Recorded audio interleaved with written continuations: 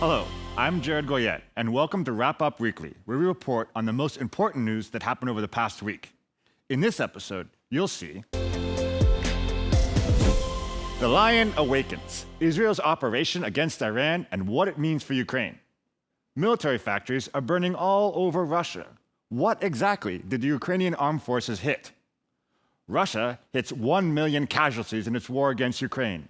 What will make Putin stop? First, this week's big story. Israel's strike on Iran's military leadership and nuclear program blindsided nearly everyone. Damage estimates are still guesswork, but the hit list is clear and frankly astonishing. The Islamic Revolutionary Guard Corps, the IRGC, lost its aerospace chief, its chief of staff, and its top commander. And Iran's nuclear program, which Tehran has used to threaten Israel and the United States, also took a big hit. 2 of its lead scientists were killed. Well, an attack on Iran was inevitable. Inevitable. I mean, Israel has attacked Iran already, I think this year, seriously, at least once. And the problem is Iran is clearly set on making a nuclear weapon and is doing so, and has stated quite clearly time and time again that the aim of that nuclear weapon is to wipe Israel off the map. So Israel really has no choice but might say to fight back, because, of course, Iran may not be fighting Israel face to face, but it does support any country that is actually attacking, country or group that is attacking Israel. So Iran and Israel are effectively at war. Early reports suggest that Israel first knocked out Iran's air defenses in the western part of the country. Here, Mossad appears to have borrowed from Ukraine's spiderweb playbook. They slipped missiles and attack drones into Iran ahead of time, rolled them to launch sites the day before, and took out SAM batteries at point-blank range. Then followed up with cruise missiles fired from aircraft. Prime Minister Benjamin Netanyahu has already cautioned that the operation won't be over quickly. Moments ago, Israel launched Operation Rising Lion, a targeted military operation to roll back the Iranian threat to Israel's very survival.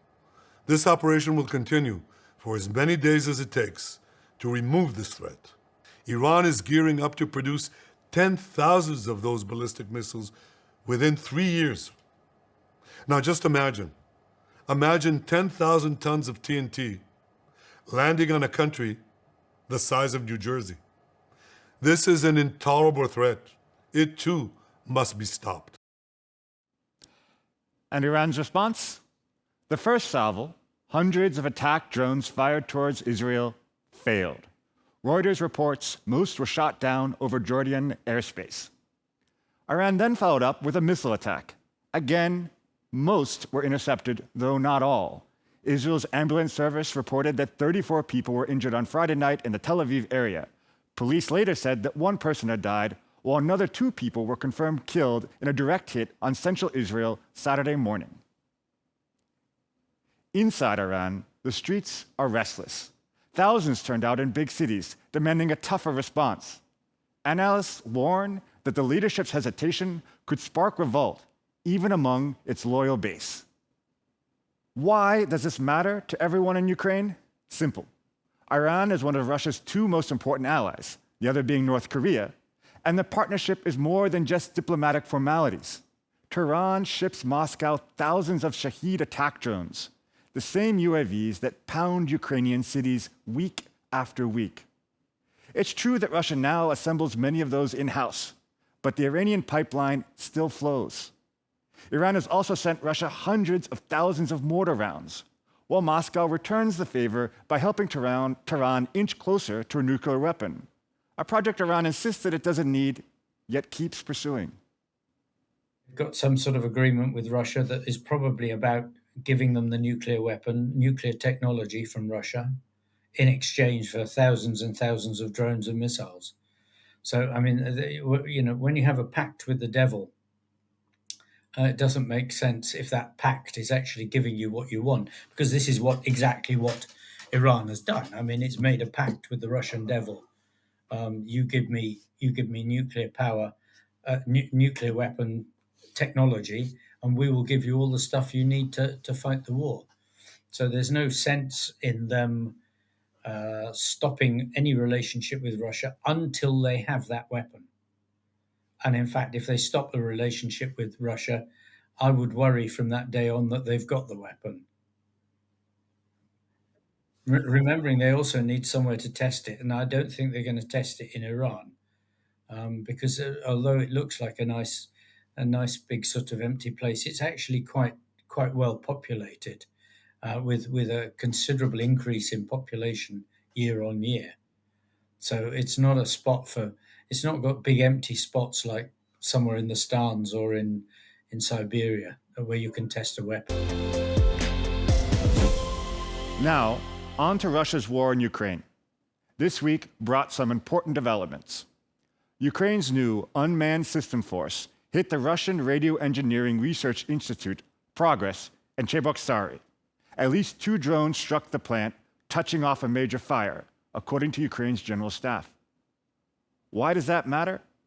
Progress builds Kometa adaptive antennas, gear that steers Shahed drones, glide bombs, and other precision weapons that Russia uses against Ukraine.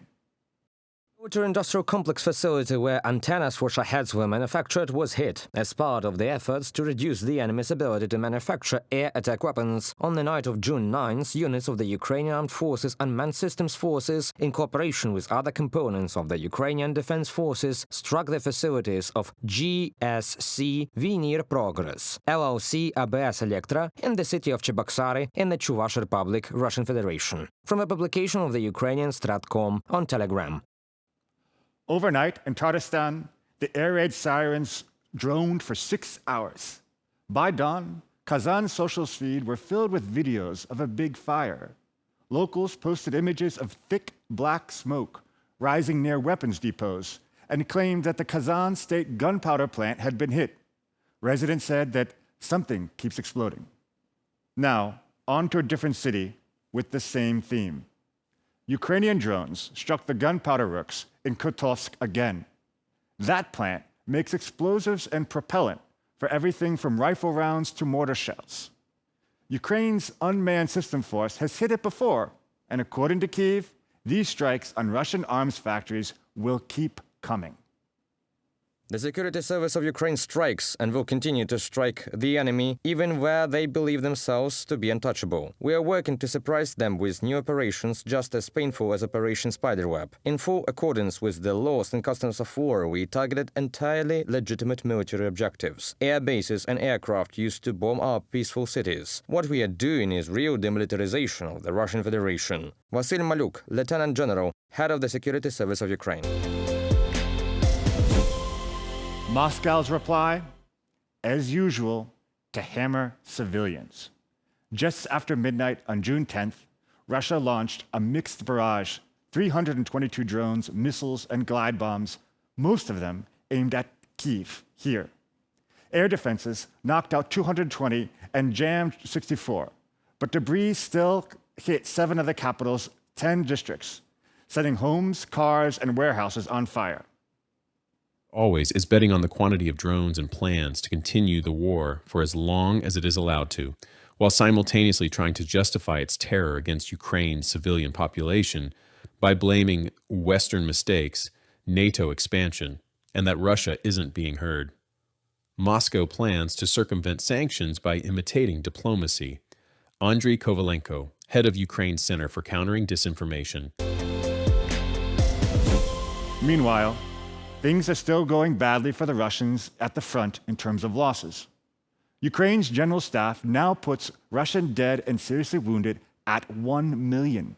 That's 1 million soldiers and officers killed or crippled in Russia's push to grab Ukraine. Nikita Skoblikov breaks down how the Kremlin keeps sacrificing its own people.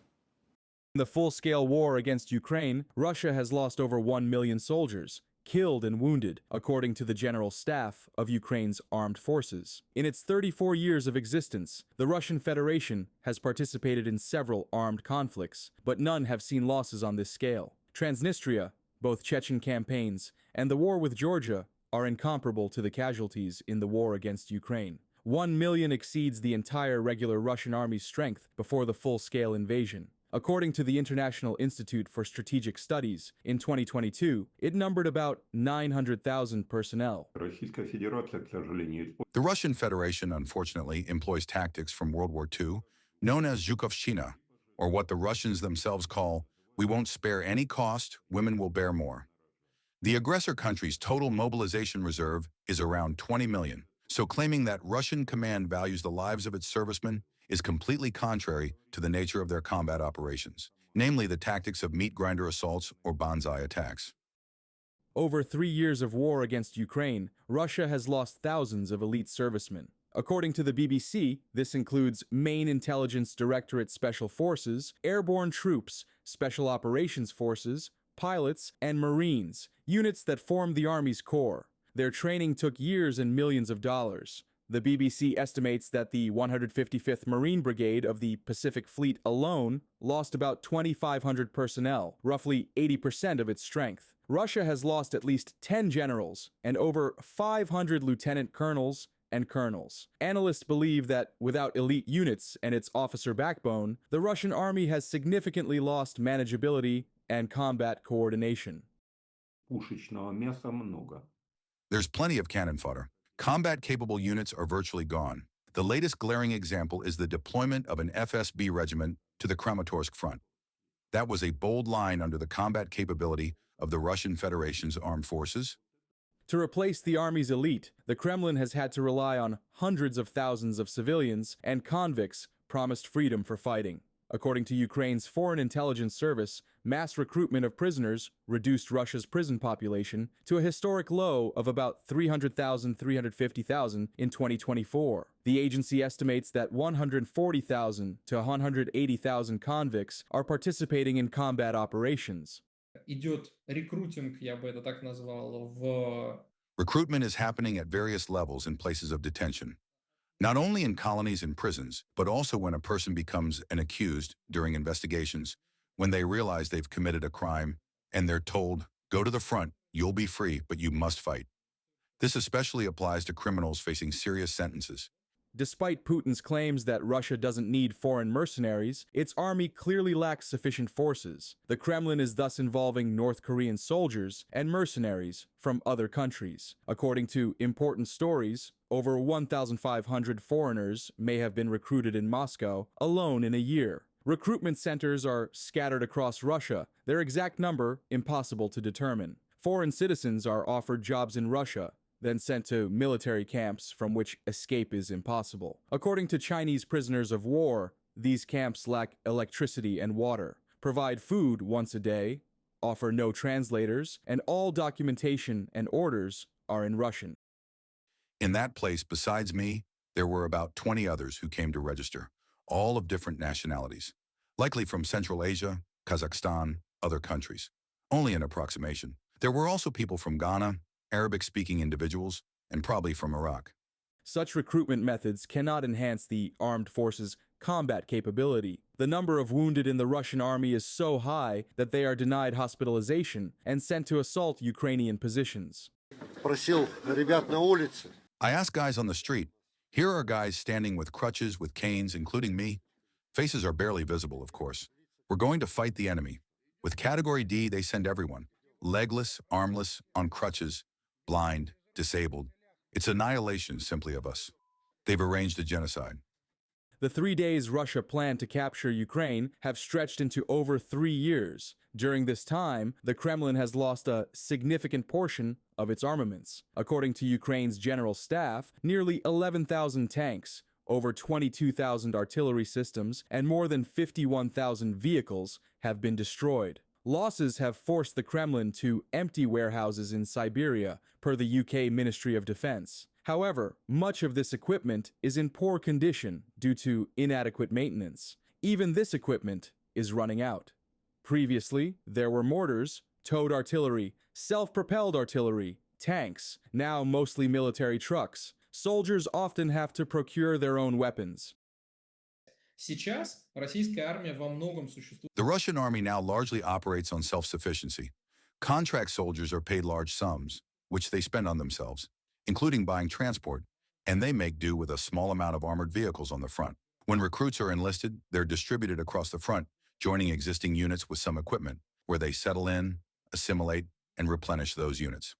The Russian Navy has also suffered significant losses. Ukraine's defense forces, leveraging new technologies and unmanned systems, have destroyed or damaged about a third of the Black Sea Fleet's ships, including the flagship Moskva, landing ships Saratov, Minsk, and Caesar Kunikov, missile ships Ivanovets and Askold, and the submarine Rostov-on-Don. Ukraine has achieved even more impressive results against Russia's air fleet. Per the General Staff, 337 helicopters and 416 aircraft have been destroyed. Ukraine's security service conducted an operation called Spiderweb, targeting 41 Russian strategic aviation aircraft at several airfields. The approximate cost of the destroyed aircraft is about $7 billion.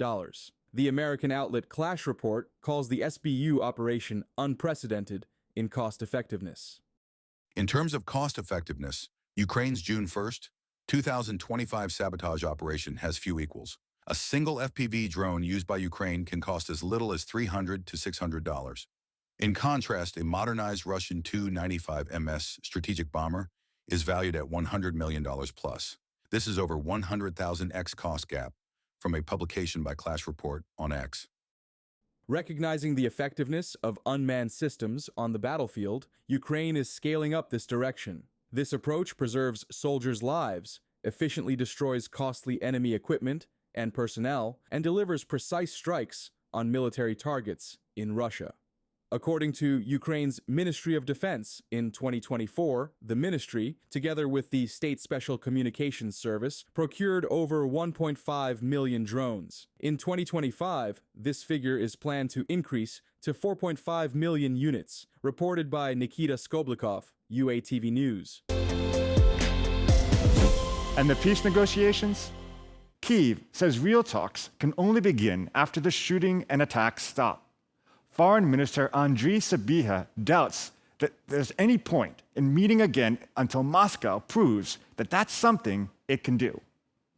We need such negotiations, where decisions are made, where issues are resolved. Now we see that the last round of meetings, which took place in Istanbul, was actually reduced to discussing the exchange. Therefore, we are interested in a meeting at the level of presidents, and we are ready for such a meeting. We will continue to watch. The most important thing for us is that we bring peace closer, a ceasefire. Ukraine has demonstrated that it has never been and will not be an obstacle to achieving peace. We are committed to peaceful efforts. Andriy Sybiha, Minister of Foreign Affairs of Ukraine. The Ukrainian team's visit to Washington focused on three things: bolstering defenses, bringing home children abducted by Russia, and tightening sanctions on Moscow. They also briefed 23 senators from both parties, laying out the frontline picture, listing urgent military needs, and pitching joint defense industry projects with the US.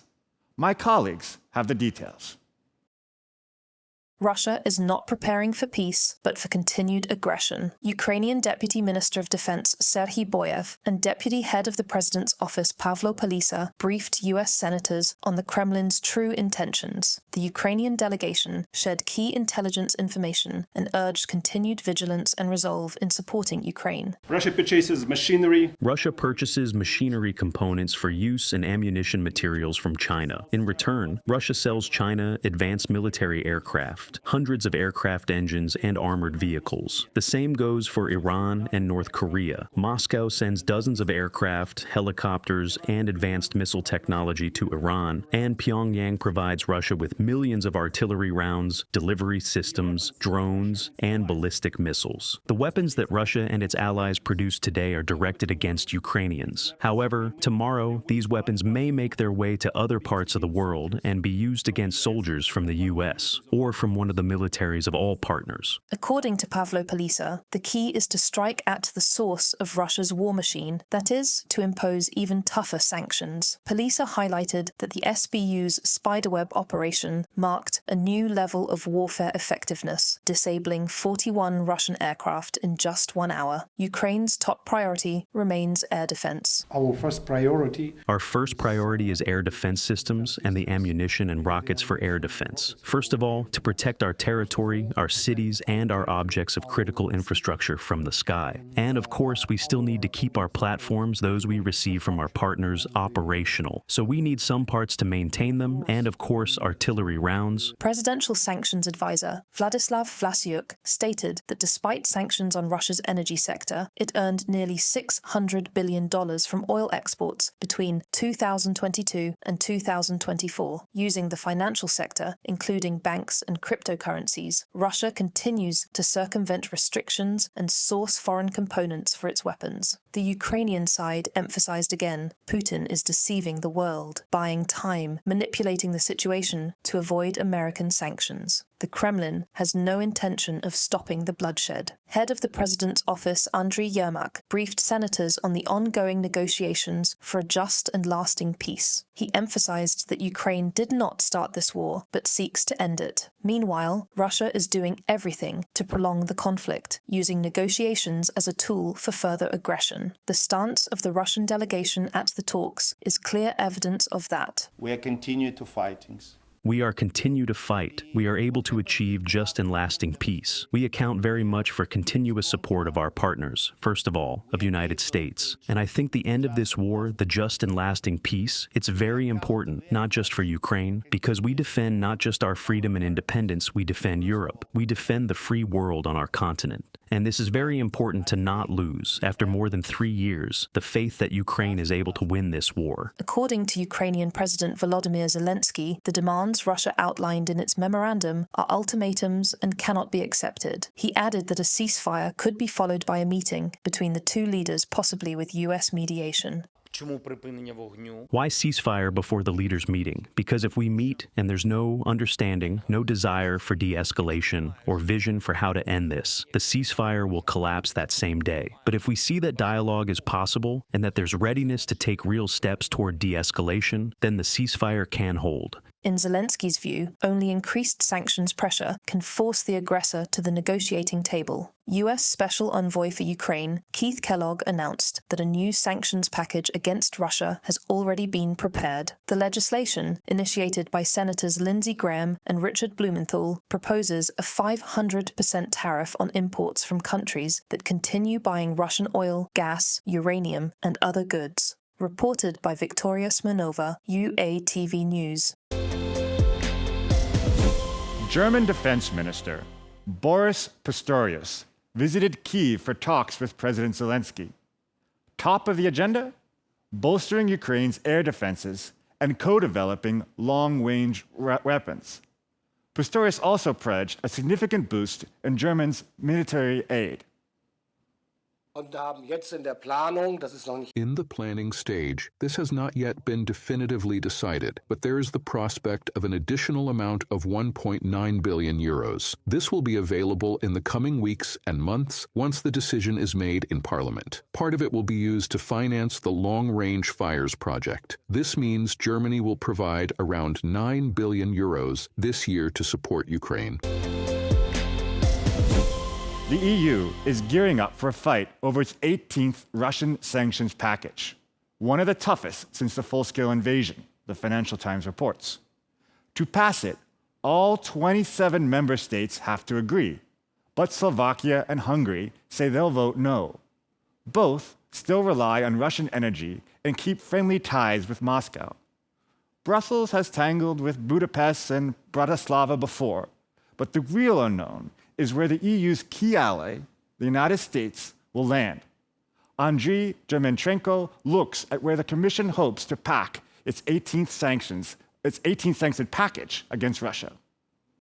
The European Commission has presented its 18th package of sanctions against Russia. These measures are intended to weaken the Kremlin's ability to continue its war against Ukraine. A key focus is the financial sector of the aggressor state. Brussels plans not only to disconnect 22 Russian banks from the international payment system SWIFT, but also to ban all financial transactions with them. Institutions that collaborate with already sanctioned banks may also come under new restrictions. We also propose to extend the transaction ban to financial operators in third countries that finance trade to Russia in circumvention of sanctions. And we also propose to sanction the Russian Direct Investment Fund, its subsidiaries and its investment projects. In this way, an important channel for financing projects to modernize the Russian economy and strengthen its industrial base will be strictly limited. Experts say these sanctions could seriously impact Russia's banking sector, especially its ability to bypass existing restrictions. So far, many Russian banks, even those under sanctions, have still been able to access international payment systems. Major operators in Russia's financial market, take Sberbank, for instance, even though disconnected from SWIFT, still allowed their clients to make international transactions via accounts in the other 22 Russian banks. So, if this new decision is adopted by consensus within the EU, it will mark a significant increase in pressure on the Russian financial sector. The EU has also turned its focus to the Kremlin's main source of income, energy exports. The European Commission proposes a ban on all transactions related to both pipelines of Nord Stream, ensuring they can't be revived in the future, even if political conditions change. Brussels also wants to add 77 vessels from Russia's so-called shadow fleet to the sanctions list, ban the import of products refined from Russian crude, and lower the price cap on Russian oil from $60 to $45 per barrel. These steps are working, no matter how much the Kremlin wants to pretend otherwise, said the EU's top diplomat. The Russians have all the time in the world. They can, keep this war forever, which is not true, which is not simply true. The oil exports via Black Sea and Baltic Sea decreased by 30% in 1 week.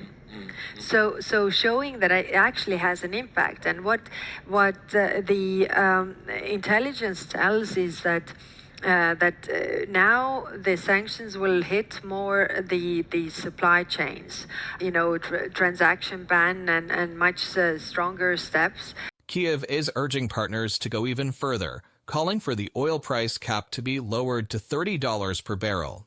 Ukrainian President Volodymyr Zelensky says only decisive measures can push the aggressor toward peace. Every partner knows the right price cap, $30, no higher. That level would apply real pressure on Russia. They need to be forced to seek peace because they don't respond to anything else. I know partners are discussing a compromise price, but we've had enough compromises with Russia. Each one only delays peace. We're asking to genuinely lower the price of Russian oil to genuinely bring the war's end closer. The proposal to lower the oil price cap will be discussed at the next G7 summit to be held in Canada. The White House's position on the issue remains unclear. However, even if the United States does not support the new price limit within the G7 format, the European Union has its own tools to enforce the restriction, assured EU High Representative Kaja Kallas. Reported by Andriy Dmytrenko, UATV News. Well, that's it for us this week at Wrap Up Weekly. I've been your host, Jared Goyette. I noticed last week a commentator said that my paunch keeps me relatable. Well, I plan to stay relatable for you and for Ukraine. Slava Ukraini.